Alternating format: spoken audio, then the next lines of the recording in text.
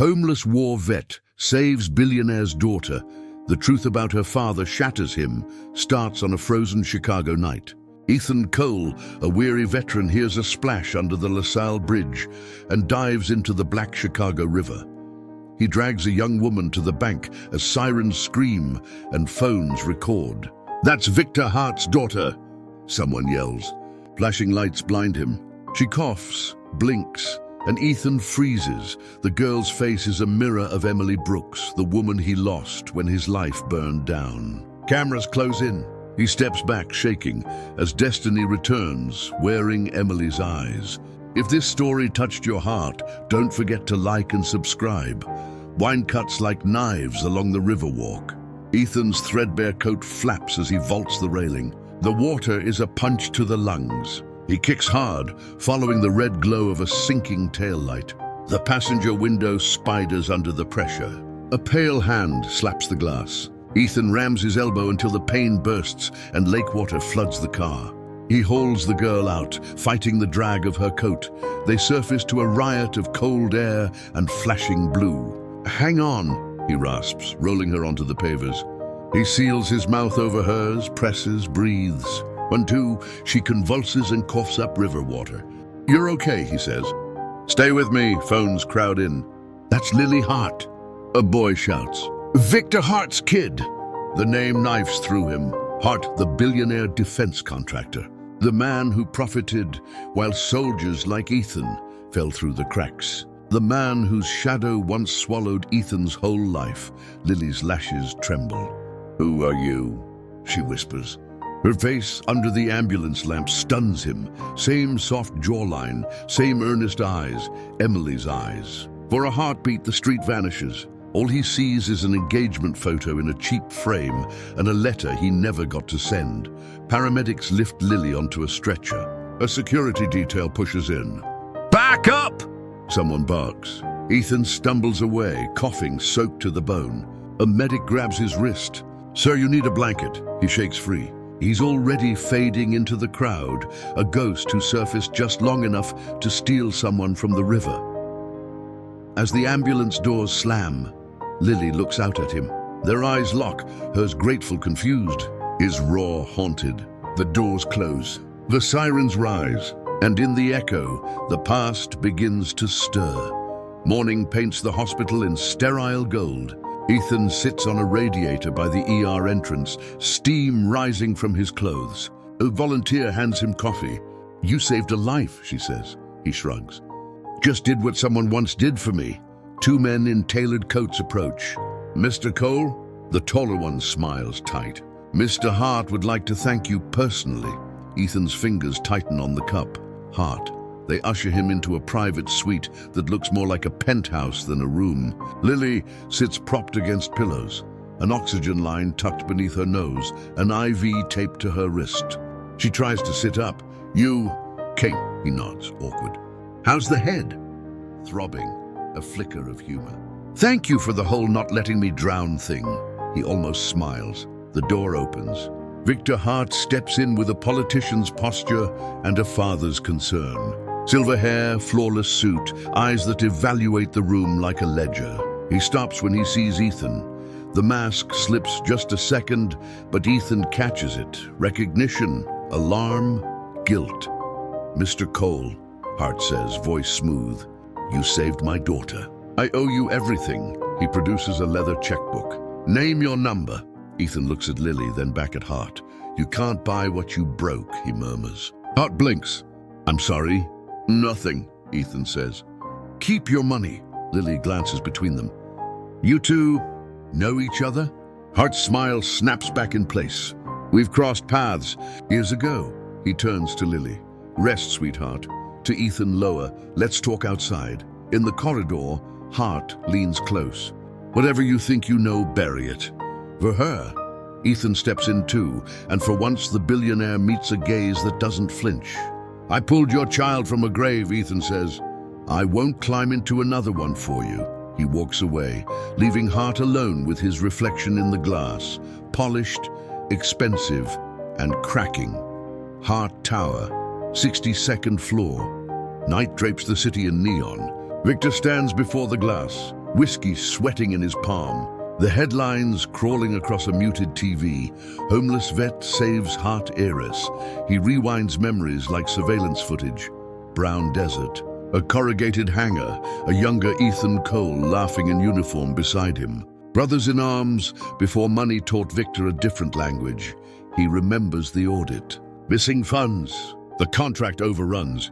The press sniffing around. And Emily Brooks, the engineer with a spine of steel and a smile that disarmed him.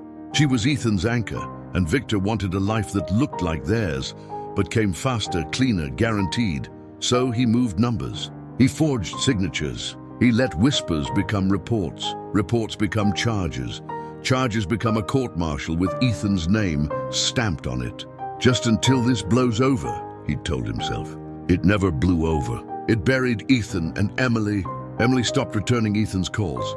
When Victor offered comfort wrapped in certainty, she took it, believing the worst, because the paper said so. He married her. Then cancer took her 5 years later, quiet as snow. The office door clicks. His COO steps in. Press wants a ceremony. The board wants a statement. Victor's jaw tightens. No ceremony. Sir, optics, I said no. He stares at his reflection. The city doesn't bow. It watches. Across town, Ethan lies awake on a shelter cot, the ceiling water-stained into maps he's memorized. He turns Emily's old locket over in his hand, the one he fished from a pawnshop case years after everything fell apart. He whispers to the dark, I didn't run, Em, I bled. In the morning, the sun will make the glass towers glow. Tonight, it only outlines a man who can buy silence, and a man who finally refuses to sell it.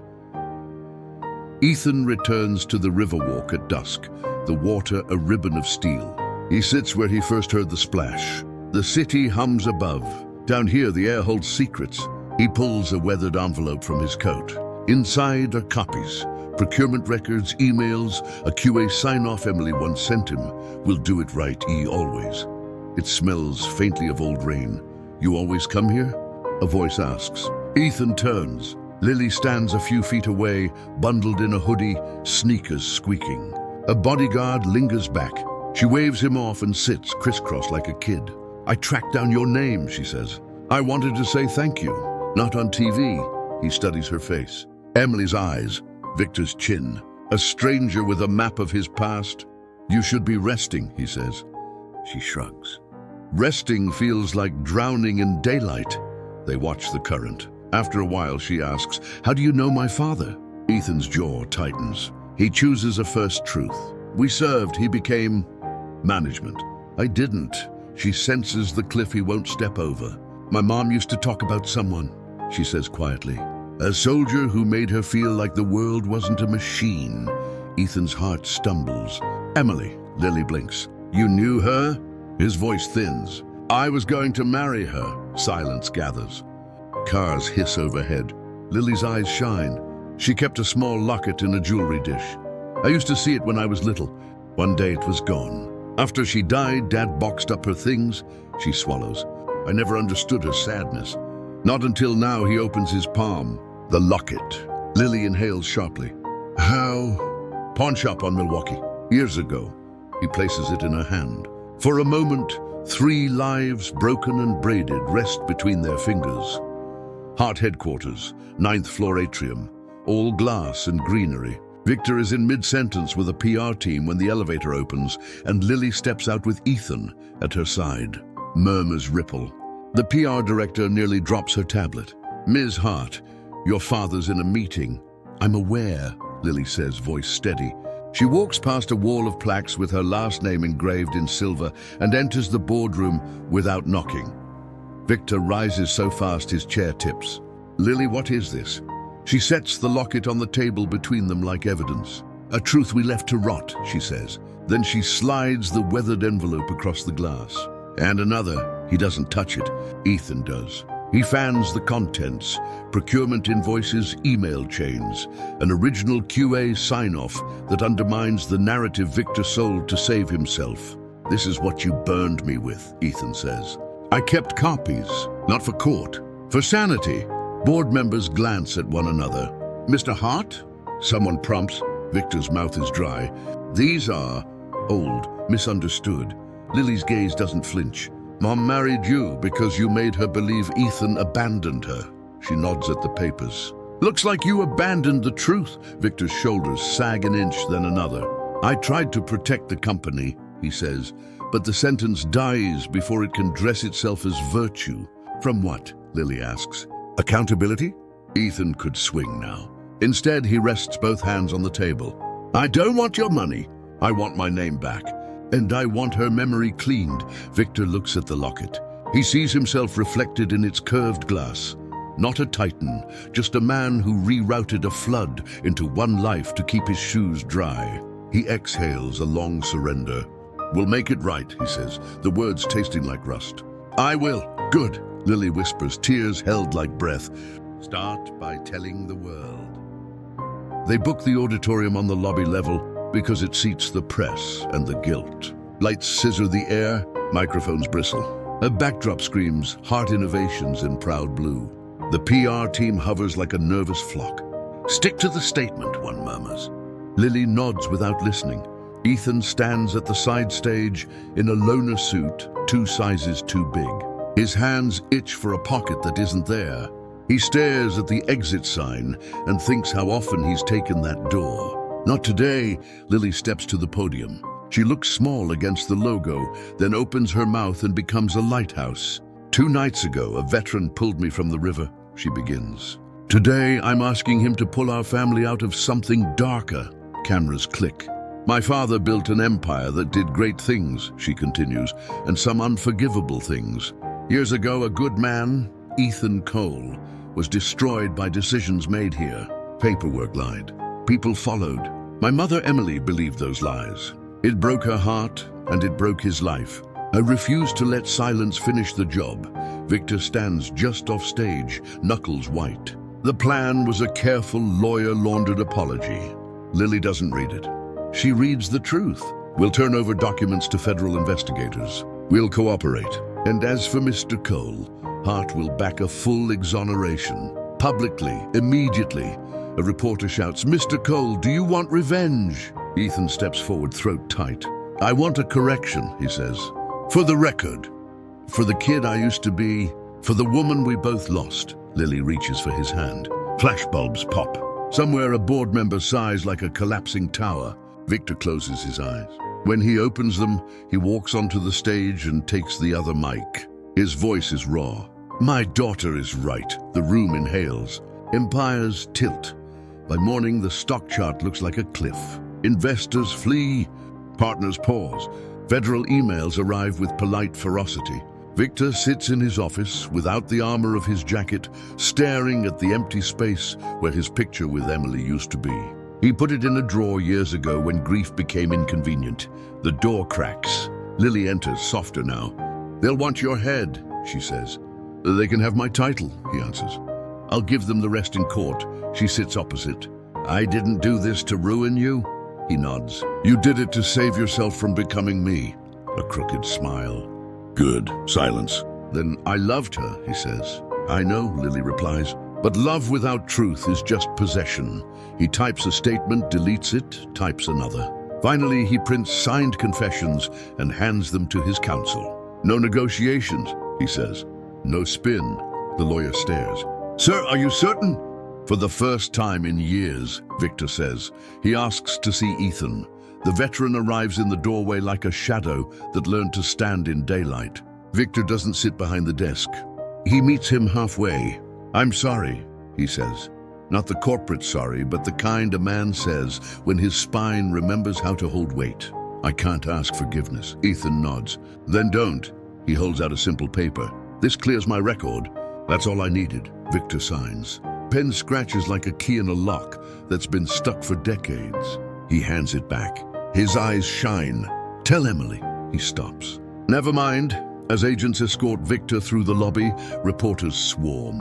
He looks once at Lily, then at Ethan. Not for rescue, for witness, for proof that a man can finally choose truth over survival. And then he goes. Dawn rinses the sky over Grant Park. Ethan sits on a bench with a cardboard tray. 2 coffees, 2 apple fritters. A jogger nods as he passes. For once, Ethan nods back. He's wearing a donated pea coat the shelter saved for a special occasion. Today counts. Lily arrives, hair pulled through a knit cap, the locket bright against a grey sweater. She settles beside him and exhales fog. Court arraignment is at 10, she says. You going? He shakes his head.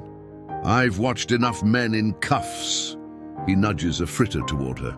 Breakfast of unlikely champions. She laughs, Emily's laugh, tender and surprised. There's something else, she says, drawing out a folder. The Department of Defense reviewed your case overnight. Full exoneration. They're offering a formal apology at the VFW Hall on Halstead. She swallows. They want to give your rank back, symbolically. Ethan's throat tightens. He stares at the paper.